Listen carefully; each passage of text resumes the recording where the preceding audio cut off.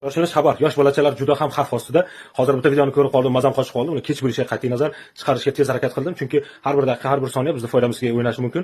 Xullas, mashinada ikkita o'zbek bola yurib, ko'chama-ko'cha yurib, yosh bolachalarni ko'rib, endi onga yetishmaydigan, aqli yetishmaydigan yosh bolachalar bo'ladiki, nima narsa bersang olib yeydigan. Mana bunday uzun-uzun narsa, ichida konfetli narsa tarqatib yuribdilar ko'chada. Uni bir akamiz ushlab oldi. Ushlab olgandan keyin videoga olib chiqardilar. Uni men endi internetga fosh qilmoqchiman. Xudo xolasa videoni qo'yaman-da, ko'rgandan keyin like bosib, repost, rekomendatsiya qilib, butun O'zbekistonga tarqatinglar, butun dunyoga, O'rta Osiyoga tarqating, Tojikiston, o'zbek hamma joyga tarqatinglar. Bu ifloslar u narsa aytishlari bo'yicha Xitoydan kelayotgan ekan. Juda ham bolalarga zarar ekan.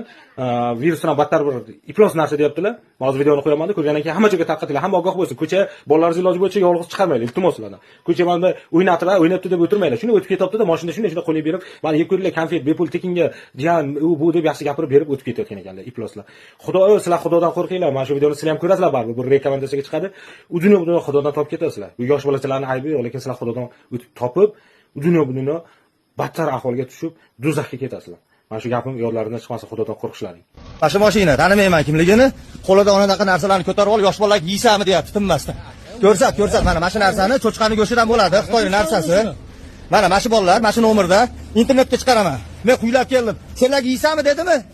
O yerda yana yosh bolalarga yeysami dedi. Mana shu mashina, mana shu tarqatyapti zaharli narsani, mana. Ko'rib olinglar mana. Mana shu mashinani yosh bolalar ehtiyot bo'linglar.